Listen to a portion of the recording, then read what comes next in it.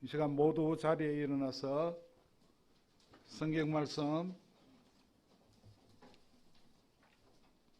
요한복음 19장 28절에서 30절까지 요한복음 19장 28절에서 30절까지 같이 합독하시겠습니다. 그 후에 예수께서 모든 일이 이미 이루어진 줄 알고 내가 목마르다 하시니 거기 신 포도주가 가득 담긴 그릇이 있는지라 사람들이 신 포도주를 적신 해면을 우설초에 예수의 입에 대니 예수께서 신 포도주를 받으신 후 이르시되 다 이루었다 하시고 머리를 숙이니 영원히 떠나가시니라. 아멘. 할렐루야. 우리 가슴에 손 얹고 저를 따라 함께 고백할까요? 하나님, 저를 사랑하셔서 보배롭고 존귀하게 여기시며 저를 사랑하셔서 십자가에서 생명을 주심으로 나의 모든 죄를 대신 갚아주셔서 고맙습니다. 또한 성령으로 임하셔서 세상 끝날까지 함께 하시며 우리에게 지혜를 주시고 특별히 우리 자녀들에게 지혜와 총명으로 임하셔서 미래를 잘 준비하게 하시고 열방을 향한 눈을 열어주시고 가슴을 주셔서 세상을 품고 준비함으로 때가 되어 열방을 밟고 열방을 통하여 하나님의 영광을 나타내는 주의 자녀로 살게 하셔서 고맙습니다. 아빠 아버지가 되셔서 세상 끝날까지 함께 하시며 도우시는 가운데 행복하게 살게 하셔서 감사합니다. 주님을 기대합니다. 예수님의 이름으로 기도드리옵나이다. 아멘. 할렐루야. 행복하시기 바랍니다. 또 모든 세대가 함께 예배드린다고 하니까 제 눈에는 우리 자녀들이 먼저 보이네요. 우리 기존 성도들은 눈에 안 띄고 자녀들만 이렇게 보이는데 하나님께서 우리 자녀들의 미래를 축복하실 줄 믿습니다. 그래요. 오늘 말씀의 제목을 다 이루었다라고 하는 말씀으로 함께 나누길 원하는데 십자가상에서 예수님은 모든 것을 다 이루셨습니다. 그래서 우리는 다 이루신 주님 안에서 사는 아주 특별한 존재들입니다. 그럼 봅시다. 이 세상 가운데서도 이렇게 다 이루었다고 말할 정도로 비견되는 그런 세상의 그런 발전상이 참 놀랍습니다. 특별히 AI에 관계된 그런 모습들을 보면 벌써 지난해 올해 넘어오면서 챗 GPT라고 여러분들 아시죠? 2018년에 출시가 됐는데 이것은 대화형 인공지능 챗봇을 얘기합니다. 대화형 인공지능 챗봇입니다. 이것이 얼마나 놀랍냐면요. 머신러닝을 통해서 방대한 데이터를 가지고 미리 학습해가지고 이것을 문장으로 생성하는 생성 AI입니다. 그래서 사용자가 채팅하듯이 어떤 질문을 입력하면 이 GPT는 학습한 데이터를 기반으로 해서 사람처럼 문장을 만들어 답을 줍니다. 굉장히 다양합니다. 굉장히 그 내용이 풍성합니다. 그래서 이렇게 생각하면 됩니다. 지금 앞에 사람의 형상을 가진 그 로봇이 앉아 있습니다. 너무 사람하고 똑같아요. 근데 로봇입니다. 근데 그에게 질문을 하면 그가 나에게 대답을 합니다. 내가 무엇을 말하든지 이제 어떻게 돼요? 그가 다 내 말하는 것을 이해하고 말을 합니다. 이제 앞으로 그 정도 발전하게 될 거라는 겁니다. 내가 슬플 때 내가 이래서 슬프다라고 말을 하면 그 로봇이 슬픈 거에 대해서 위로까지 해줄지도 모르겠습니다. 그리고 정말 살아가면서 어떤 여러분들에게 필요한 모든 것들이 있죠. 뭐 논문을 쓴다든가 에세이, 소설을 쓴다든가 뭐 이런 것을 쓰는 거에 있어서 제목만 놓도요. 자기가 알아서 다 이렇게 냅니다. 그것도 얼마 걸리지도 않습니다. 아, 예. 그뿐만이 아니죠. 뭐 만드는 것도 마찬가지고 너무너무 놀랍습니다. 그러니까 상식부터 어려운 전문 지식까지 어떤 질문을 해도 다 답을 줍니다. 그러니까 완전히 정말 다 이루어지는 역사가 나타난다고 착각할 수 있습니다. 예? 마치 어떤 질문에도 답을 내어주는 척척 박사. 우리 이런 얘기 많이 들었죠. 우리 어린 시절에는 도깨비 방망이 얘기 들었잖아요. 금 나와라 뚝딱하면 진짜 금이 나오고 은 나와라 뚝딱하면 은이 나오는 것처럼 여러분들이 우리 자녀들이 원하는 세상의 모든 것들 정보만 집어넣으면 그냥 다 나올 거예요. 정말 금 나와라 뚝딱하는 것처럼 금이 어디 많이 나는지 좀 가르쳐줘 라고 얘기하면 전 세계 모든 데이터를 다 모아가지고 지금 보니까 어디가 어느 나라 어디에 땅속이 금이 가장 많을 것 같아. 아마 이렇게 데이터로서 결론적으로 내놓지 않을까 싶어요. 굉장히 놀랍죠. 근데 소름 끼치지 않습니까? 과학이 이렇게 빠르게 발전하고 있습니다. 과연 이 챗 GPT가 어디까지 발전할지 모르겠어요. 그 한계가 어디까지일지 모르겠어요. 아마 세상 사람들은 자신이 원하는 모든 것을 다 해줄 수 있다라고 느낄지 모르겠습니다. 그래서 저는 이렇게 잠깐 적어봤어요. 어디까지일까? 그 한계는 이렇게 할 때 인간의 모든 지혜의 최애 정상까지가 아닐까라는 생각과 아울러서 어느 시점이 되면 인간을 지배하는 강력한 챗 GPT 그런 로봇이 나올지도 모른다는 생각이 든다. 굉장히 두려운 미래가 될 수 있을 것 같습니다. 정말 모든 것을 다 해줄 수 있을 정도라고 사람들은 생각하게 될지도 모르겠어요. 그런 생각이 들 때 이미 그것은 뭐가 돼 있어요? 신이 돼 있죠. 인간이 만든. 근데 여러분들 그거 생각해 보셨어요? 아무리 인간이 똑똑하고 인간이 과학 문명을 통해서 상상할 수 없는 인간보다 더 유능한 로봇을 만든다고 할지라도 그것은 뭐예요? 아버지 속에 계신 것이 인간을 통해서 드러나는 것뿐이라는 거예요. 이렇게 놓고 볼 때 우리는 하나님의 사람으로서 분명히 정리를 하셔야 됩니다. 그래? 아무리 로봇이 뛰어나도 하나님 안에 하나님께서 주신 그 안에서 주신 인간의 한계는 벗어날 수가 없다라고 하는 거예요. 할렐루야. 표면적으로는 1대1로 보면 뛰어나다라고 말할 수 있을지 모르지만 인간은 뛰어넘을 수 없습니다. 특별히 이런 생각을 해봤어요. 참 끔찍하잖아요. 사람이 지금은 이렇게 우울증에 걸리는 그런 사람들이 너무 많잖아요. 자기 몸을 학대하고 방황하고 영적으로 피폐한 영혼들이 너무 많은데 정말 인간하고 거의 똑같이 생긴 로봇이 정말 그 목소리까지 정말 가장 인간이 좋아할 만한 그런 목소리로 만들고 그리고 그에게 가장 필요한 말로도 언어로 또는 액션으로 로봇가 사람을 위로하는 단계까지 가지 않을까. 근데 이거는 진정한 위로일까요? 어느 정도까지는 가능할 것 같아요. 그러나 완전하지는 않습니다. 그리고 또 기억하십시오. 로봇이 인간을 구원할 수 있습니까? 절대 그럴 수 없죠. 이 구원의 문제는 이거는 오직 하나님의 영역인 것을 믿으시기 바랍니다.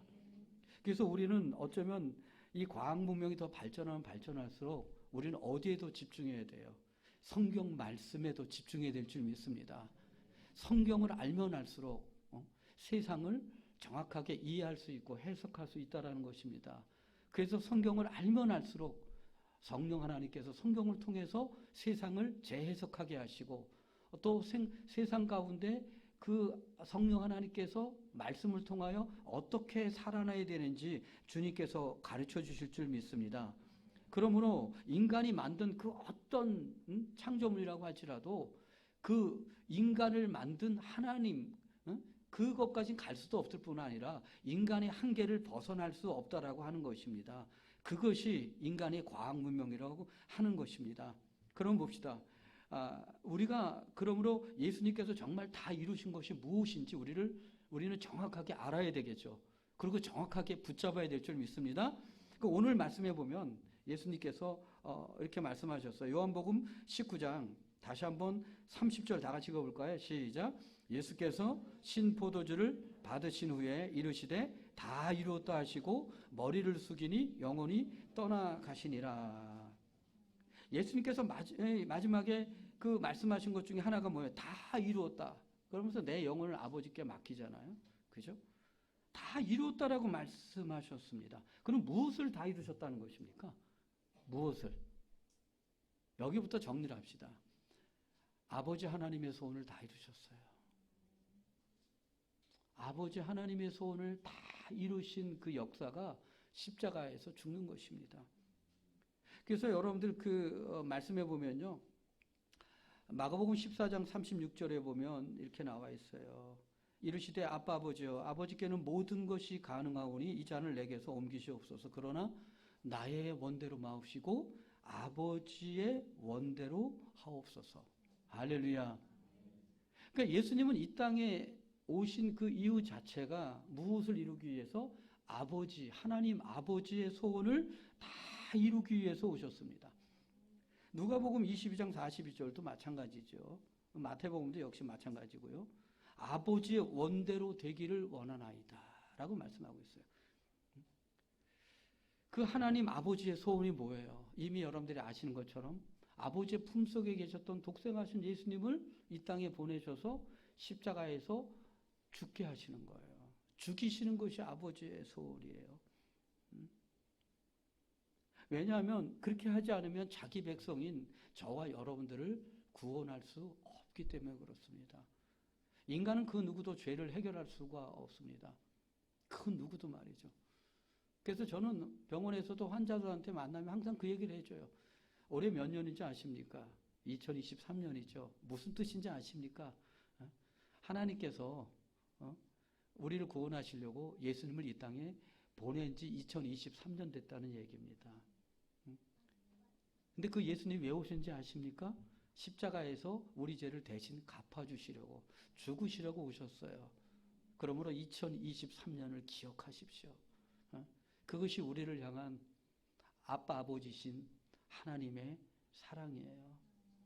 우리가 잘 살든 못 살든, 잘하든 잘못하든, 내가 자격이 있다 없다 그거하고 상관없이 다만 택하신 우리 모두를 그 택하신 그 자체로서 사랑하시기 때문에 예수님을 십자가에 내어주셨고 누구든지 예수를 믿는 자는 하나님의 자녀가 되는 권세가 되게 하신 그 역사, 십자가에서 생명을 주신 것을 잊지 마십시오. 그렇게 사랑하십니다. 우리 자녀들 이렇게 여기저기 있지만은 우리 자녀들 정말 잊지 말아야 될 것은 아빠 엄마가 야단을 치고 때로는 잔소리처럼 많은 얘기를 한다고 할지라도 그건 왜 그래요? 정말 사랑하기 때문에 그래요. 사랑하지 않으면 말할 필요도 없죠. 그렇죠? 사랑하지 않으면 학교 보내지도 않고요. 용돈 줄 필요도 없죠. 원하는 거 해주지도 않죠. 너무너무 사랑하니까 자식들이 원하는 거 다 해주잖아요. 근데 조금 이야기만 하면 좀 머리가 컸다고 말해 듣기 싫어가지고 잔소리 한다고. 그렇죠? 그렇죠. 근데 있죠. 우리 자녀들 기억하십시오. 성경에 보면 우리 엄마 아빠보다도요. 우리 하나님이 어떤 분이신지 아세요? 우리 하나님이 정말 잔소리꾼이셔요. 죄송합니다 하나님. 창세기부터 요한계시록까지 계속해서 잔소리처럼 말씀하셔요. 이렇게 해라, 이렇게 해라, 저렇게 해라, 저렇게 해라. 하면 안 된다, 하면 안 된다. 계속해서 내가 너 사랑한다. 그러니까 너 돌아와야 돼. 내가 너 너무 사랑하거든. 내가 너와 함께 하거든. 그러니까 너 돌아와야 돼. 너는 나의 자녀잖아. 그러니까 너 이렇게 살아야 돼. 난 너를 통해서 할 일이 너무 많아. 창세기부터 요한계시록까지 계속해서 너무너무 사랑하시다고 하는 증거 중에 또 하나가 뭐예요? 잔소리 하시는 거예요. 여러분들 쉽게 이해하라고 제가 잔소리라고 말하지만 성경에서는 가라사대. 할렐루야. 하나님께서 말씀하시니 계속해서 가라사대, 가라사대, 가라사대 이렇게 말씀하시는 거죠. 너무너무 사랑하셔요.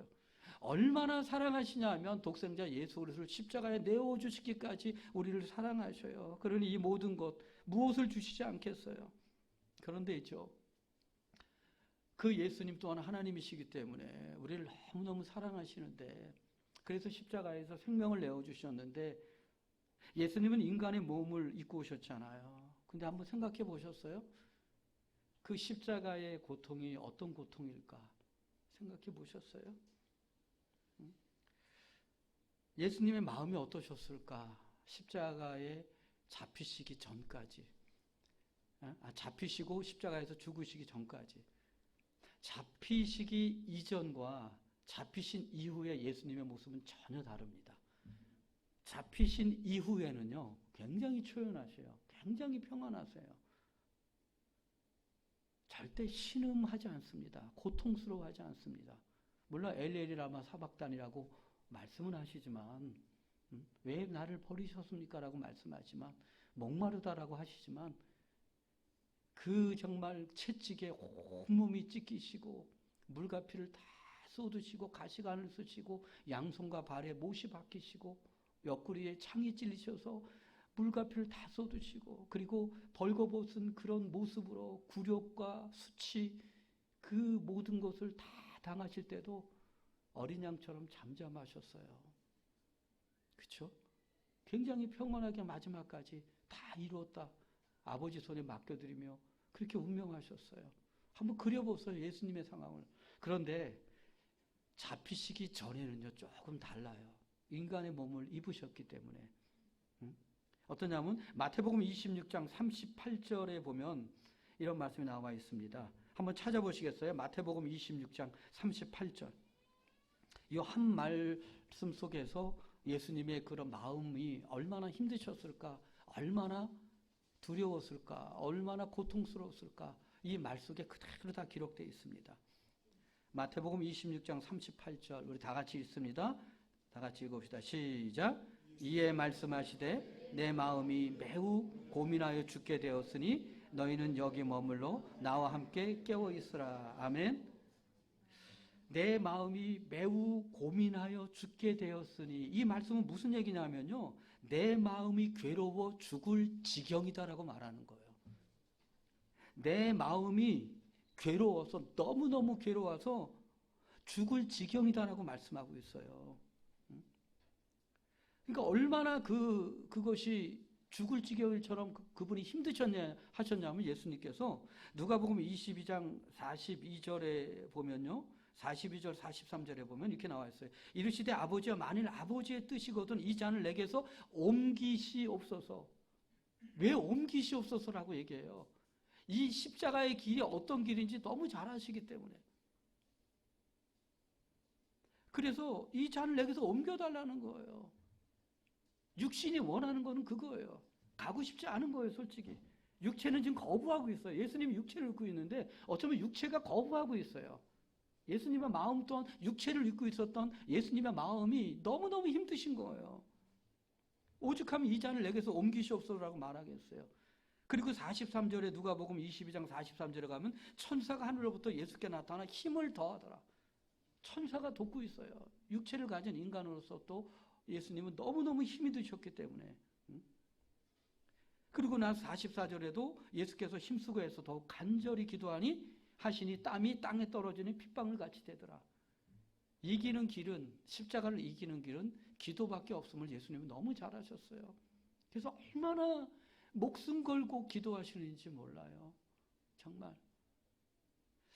저는 병원에 있으면서요, 그 고통에 대한 것을 조금은 이해하게 됐어요. 무슨 얘기냐면요, 우리 지식적으로 아는 고통은요, 이 고통, 그냥 일반적인 그냥 고통이구나라고 생각할 수 있어요. 그런데 병원에 입원했어요, 말기암으로. 근데 고통이 주기적으로 옵니다. 근데 처음에 고통은 너무너무 아프고 어떡하든지 참으려고 할 거예요. 근데 그것이 주기적으로 계속 옵니다. 그때마다 고통이 견딜 수가 없어요. 감당이 안 됩니다, 그 고통이. 계속 그것이 반복되면 어떻게 돼요? 이제 몸이 두려워해요. 또 주기적으로 고통이 올 텐데 이 고통을 내가 어떻게 참아내나. 너무너무 고통스러우니까 견딜 수가 없는 거예요. 저는 그런 분들에게 참 어떻게 해줄 수가 없어요. 하나님께서 고쳐주시면 좋지만은 고쳐주시지 않는 경우, 그냥 천국으로 인도해 가시길 원하시는 그런 영혼들 보면 그분들은 죽음보다도 어쩌면 엄습해오는 고통에 대한 두려움이 더 큰 거예요.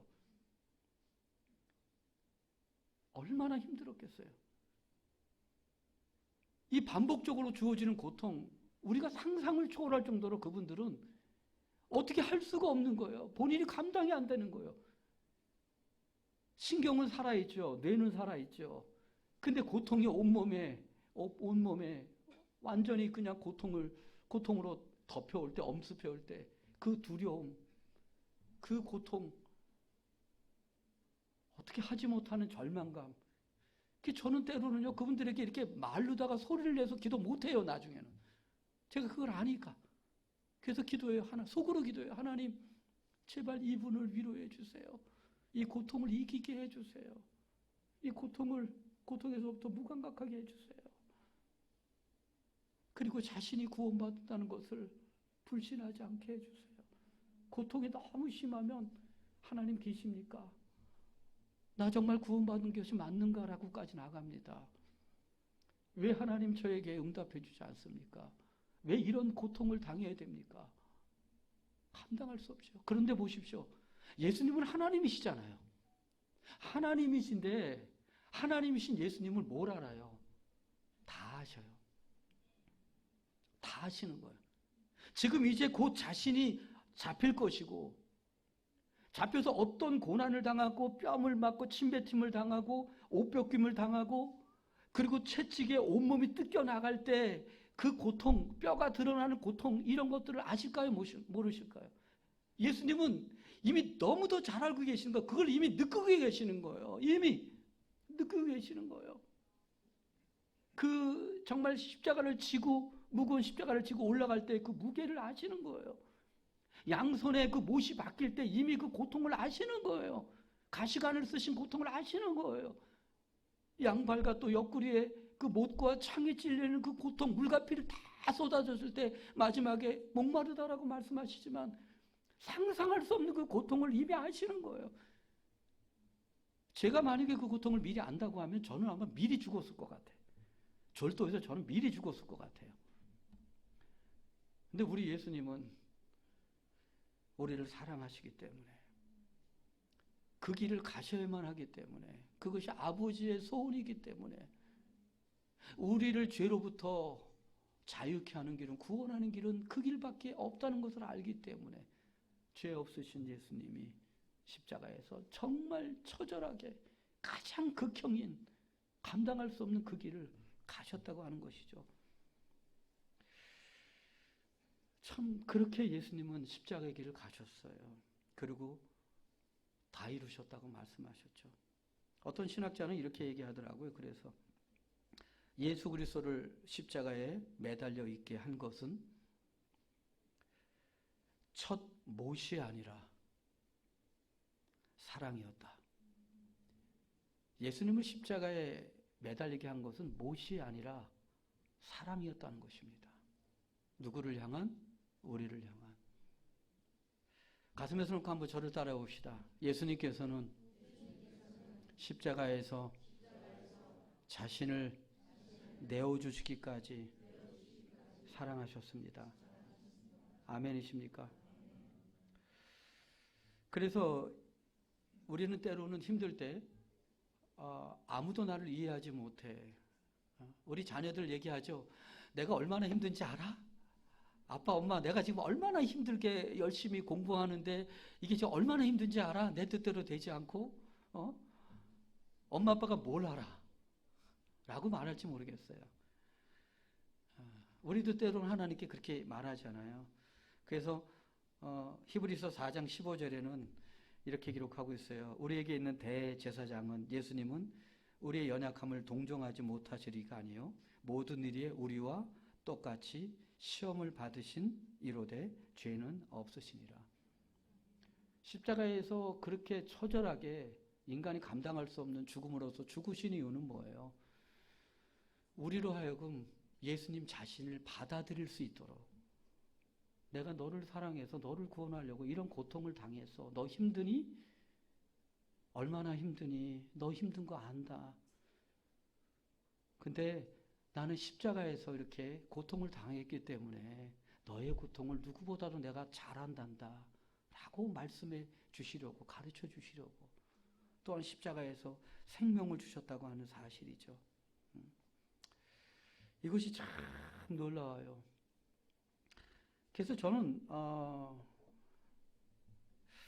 우리 자녀들이 우리 부모님과 조금 더 우리가 하나님과 친밀해지면 어때요? 친밀해지면 굉장히 자유롭고 평안하고 또 엄마 아빠가 있기 때문에 더 힘있게 이렇게 신앙생활 하잖아요. 하나님에 대한 믿음, 확고한 믿음이 있으면 더 친밀해지기 때문에 어떤 어려움도 잘 이겨나가잖아요. 그렇죠? 그런 것처럼 우리 자녀들이 엄마 아빠와 굉장히 더 친밀해졌으면 좋겠어요. 아빠 하면 떠올리는 게 뭐가 있을까? 그러니까 저는 어느 정도 친밀해지길 원하냐면요. 그 아버지 야곱과 아들 요셉과의 관계처럼 친밀해졌으면 좋겠어요. 그 요셉에 대해서 성경은 뭐라고 말하고 있어요? 고자질쟁이라고 말하고 있어요. 형들의 잘못한 것을 그대로 가서 고자질하는 고자질쟁이. 그래서 조금 그 부분에 대해서 요셉 별로야라고 생각할지 모르죠. 근데 그것을 고자질로 이해하니까 그런 거예요. 무슨 얘기냐면요. 이 요셉은요. 야곱과 굉장히 친밀해요. 그리고 요셉은 나중에 삶을 보면 아시지만요. 정직해요. 성실해요. 정말 최선을 다해서 살아갑니다. 모든 상황 속에서 하나님의 말씀대로 살아갑니다. 순종하면서. 그렇죠? 그래서 13년 동안 노예가 됐든 감옥에 갇혔든지 간에 총리 대신에 전까지 그는 최악의 절망인데도 불구하고 죄인의 삶이고 산 소망이 전혀 없는데도 불구하고 그는 어떻게 끝까지 말씀대로 살아가잖아요. 그 이유가 어디 있을까요? 아버지 야곱과 친밀했기 때문이에요. 그래서 아버지 야곱이 하나님이 요셉이 하나님이 된 거예요. 고자질할 정도가 무슨 얘기냐면 형들이 잘못한 거가 있으면 아버지에게 말을 하는데 우리는 숨기려고 하잖아요. 근데 아버지에게 뭐라고 말했겠어요? 정직하게 말한 거예요, 사실은요. 정직하게. 너무너무 정직한 거예요. 그래서 우리는 우리에게 장점이 뭔지 알아요? 세상 살면서 정직이 또한 장점이에요. 우리는 정직할 수 있어야 돼요. 그래서 아빠에게, 엄마에게 자신의 잘못까지 정직하게 말할 수 있는 자녀들. 그러면 엄마 아빠가 야단치겠어요? 말하는 그 자녀가 얼마나 사랑스럽겠어요. 더 위로하고 더 축복하고 더 주님께 기도하고 올려드리고 자녀들을 위해서 더, 그렇죠? 더 최선을 다해서 책임 있게 살 거 아니에요. 그래서 우리 자녀들은 엄마 아빠의 그 관계 가운데 벽을 허물고 이 정말 요셉처럼 정말 친밀해졌으면 좋겠어요. 할렐루야. 그래서 하나님께서 정말 책임지시는 그런 역사의 주인공이 되시기 바랍니다. 어쨌든 저는 예수님께서 다 이루셨다고 말씀하실 때 특별히 우리를 얼마나 기뻐하시고 사랑하셨냐면요.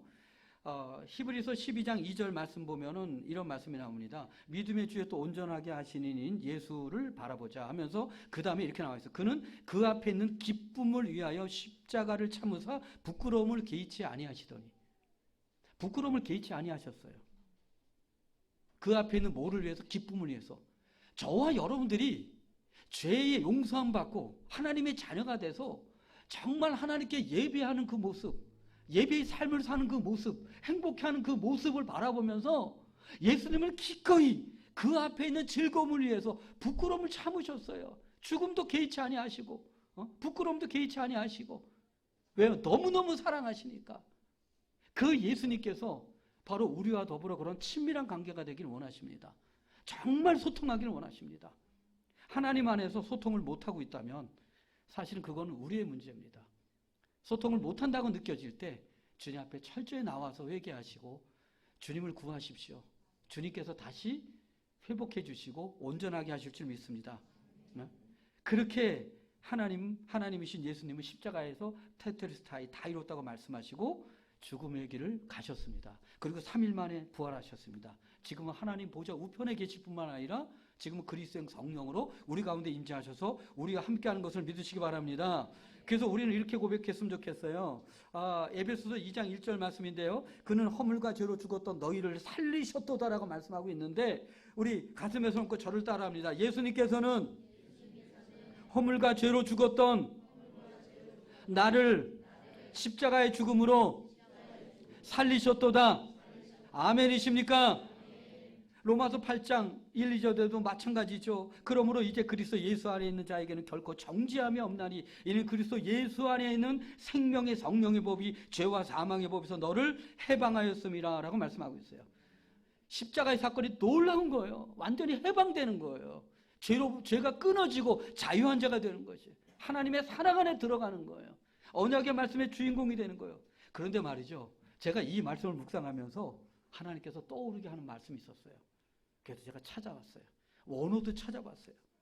어디 말씀이냐면 바로 창세기 2장 1절 말씀이에요. 한번 찾아보시겠어요? 창세기 2장 1절 말씀. 우리 다 같이 그리고 읽어봅시다. 다 같이 읽어봅시다. 2장 1절 말씀. 다 같이 시작. 천지와 만물이 다 이루어지니라. 할렐루야. 놀랍죠? 천지와 만물이 다 이루어지니라라고 성경은 기록되어 있어요. 하나님이 이렇게 기록하셨어요. 그런데 이 말씀이 다 이루어지리라고 하는 그 의미가 예수님께서 십자가에서 운명하실 때 테텔스타이 다 이뤘다고 말씀한 거하고 동일하다는 거예요. 그 의미가 놀랍잖아요.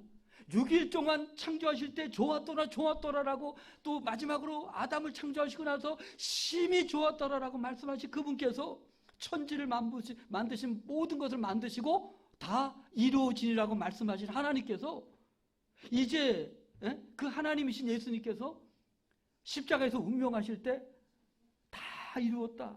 테테르타이라고 말씀하는 거예요. 물론 창세기 2장 1절의 히브리어로는 와이쿨루라고 합니다. 그래서 영어를 찾아보면요, NIV만 빼놓고선 전부 피니시드로 나와 있어요. 놀랍지 않아요? 양쪽이 다 똑같이 다 완성됐다는 거예요.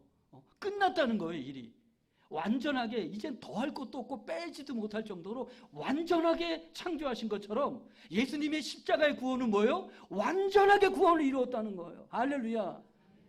그러므로 이단에게 속지 마십시오. 어떤 말도 속지 마십시오. 선을 행함으로 구원에 이를 수 있다? 믿지 마십시오. 이미 우리는 구원받은 백성이기 때문에 죄 문제를 해결하고 주님 안에서 주님과 동행함으로 하나님의 자녀답게 사는 것, 그거밖에 없음을 믿으시기 바랍니다. 아멘이죠? 그래서 십자가에서 다 이루신 사건은 뭐예요? 이제 죄를 완전히 끊어내서 구원받은 하나님의 백성으로 회복한 것뿐만 아니라 에덴 동산의 그런 하나님의 나라를 이 땅 가운데 누리게 하려고 하는 그 모든 것 또한 다 이루신 걸 믿으시기 바랍니다. 그래서 우리가 십자가에서 날마다 죽고 그리스도로 다시 살아서 로마서 14장 17절 말씀처럼 뭐라고 나와 있어요? 하나님의 나라는 먹는 것과 마시는 것이 아니요 오직 성령 안에 있는 의와 평강과 기쁨과 즐거움이니라. 할렐루야. 진리이신 예수님 안에서 이제 죄 문제가 다 끊어지고 나서 자유로운 영혼이 돼서 또 예수님께서 그리스도 영으로 우리 가운데 충만하게 임하시면 그 다음부터는 어떻게 돼요? 이제 하나님의 나라를 누리는 거예요. 내가 몸이 아파도 환경이 어떠할지라도 그 누가 나를 핍박해도 일이 잘 안 돼도 고난 가운데 있어도 바울과 실라가 감옥에 있을 때 찬양하는 것처럼 그 심령이 성령을 통해서 의와 평강과 기쁨과 즐거움을 경험하게 되는 거예요. 할렐루야. 기쁨을 더 충만하게 하시는 주님. 세상의 편안이 아니라 평안, 성령을 통한 샬롬, 그것을 경험할 때 이것이 아담과 하와가 에덴 동산에서 경험했던 하나님의 나라구나. 그리고 장차 천국에 가게 되면 경험하게 될 그 하나님의 나라, 그것을 육신을 입고 있는 이 땅 가운데 살아갈 때 유일하게 경험할 수 있는 것이 성령 안에서의 의와 평강과 희락이구나. 할렐루야. 이것이란 걸 기억하시고 예수님의 십자가의 사건은 단지 구원만 한 것이 아니라 하나님의 나라도 회복하신 것이고 사단에게 내어줬던 그 모든 권세와 권능과 영광까지도 다시 회복시킨 놀라운 사건인 것을 기억하시기 바랍니다. 그러므로 우리 자녀들도 꿈꾸십시오. 여러분들을 통해서 이미 수많은 크리스찬을 통해서 전 세계 가운데 영역 가운데 놀라운 일들을 행하셨어요. 전 다시 한번 여러분들뿐만 아니라 우리 자녀들이 주님 안에서 요셉처럼 꿈꾸는 자녀들 됐으면 좋겠어요. 십자가에서 다 이루신 예수님께서 우리 가운데 함께하니까 이제 예수님 안에서 요셉처럼 그렇게 정말 주님을 의지해서 살아갈 때 하나님께서 평강 가운데 인도하시고 하늘문을 여시고 지혜의 영으로 총명의 신으로 임하셔서 다니엘과 세 친구처럼 상상할 수 없는 능력 가운데 하나님께서 이런 능력을 주시네. 이렇게 풀어주시네. 이렇게 이해하게 하시네. 이렇게 암기하게 하시네. 어떻게 이런 사람을 만나게 하시지? 어떻게 이런 길로 인도하시지? 그렇게 고백하는 우리 자녀들 다 될 줄 믿습니다. 그래서 다 이루심으로 인해서 우리를 통해서 주님께서 정말 원하시는 것이 뭔지 아십니까? 창세기 1장 28절입니다. 이 말씀을 우리 함께 읽어봅시다. 창세기 1장 28절. 이것을 이제 다 이루심 속에서 우리를 통해서 이루시길 원하는 거예요. 다 같이 읽어봅니다. 시작. 하나님이 그들에게 복을 주시며 하나님이 그들에게 이르시되 생육하고 번성하여 땅에 충만하라. 땅을 정복하라. 바다의 물고기와 하늘의 새와 땅에 움직이는 모든 생물을 다스리라 하시니라. 아멘. 아멘. 다스리는 거예요. 생육하고 번성하고 땅에 충만하고 땅을 정복하는 거예요. 그리고 모든 것을 다스리는 거예요. 다스림의 권세를 가지신 예수님께서 그리스도의 영 우리 가운데 임해 계셔요. 그래서 우리가 정말 죄를 끊고 성령과 말씀으로 충만하게 날마다 어린아이처럼 정말 그렇게 주님을 사모하는 가운데 신앙생활하고 6일 동안 살아나갈 때 하나님의 자녀답게 살아낼 때 우리가 우리를 책임지는 것이 아니라 하나님이 우리를 통해서 능력의 역사하심 속에 나타내시며 우리를 책임지시는 역사의 주인공들 되게 될 줄 믿습니다. 또한 그런 행복한 가정으로 하나님께서 회복하실 줄 믿습니다. 그래서 십자가에서 운명하실 때 다 이루었다고 말씀하신 것은 바로 창조의 모든 역사를 다 이루셨다는 것을 기억하시고 이 시간 우리가 함께 기도했으면 좋겠어요. 기도했으면 좋겠어요. 우리가 정말 우리 간절히 기도합시다. 기도할 때 우리 주여 한번 모르 기도할 때 특별히 우리 자녀들을 위해서 기도합시다. 그리고 우리의 성도들을 위해서 기도합시다. 제가 오늘 너무 오직게 속상했어요. 여러분들도 아시지만 장로님께서 입원해 계셔서 너무 속상했어요. 그러나 하나님께서 그런 과정들을 통해서 오히려 더 장로님뿐만 아니라 새로운 우리 교회를 더 온전하게 하실 줄 믿습니다. 그래서 저는 병원에서 9시 예배를 마치고요 10시 막 넘어서 병실에 가서 기도해드리고 또 장로님한테 그래서 장로님 저를 위해서도 기도해 주세요. 왜요? 저를 기도해 줘야 저를 통해서 여러분들 축복할 거 아니에요. 그래서 여러분들도 새로운 우리 교회 모든 목사님과 사모님 하나님께서 너무도 귀한 목사님 사모님을 세워주셨어요. 세상에 그 어떤 것이 아니라 하나님이 기뻐하시는 목사님 사모님 아닌가요? 그렇죠? 하나님 앞에만 목사님 사모님이 온전히 서면 여러분들께 그대로 그 축복으로 흘러가게 될 줄 믿습니다. 그리고 여러분들도 그대로 닮아가시고 우리 자녀들도 그렇게 닮아가 주님께서 가장 기뻐하시는 하나님께서 칭찬받는 하나님께서 정말 칭찬하시는 그런 교회 될 줄 믿습니다. 우리 한번 두 손 버튼 들고 주여 한번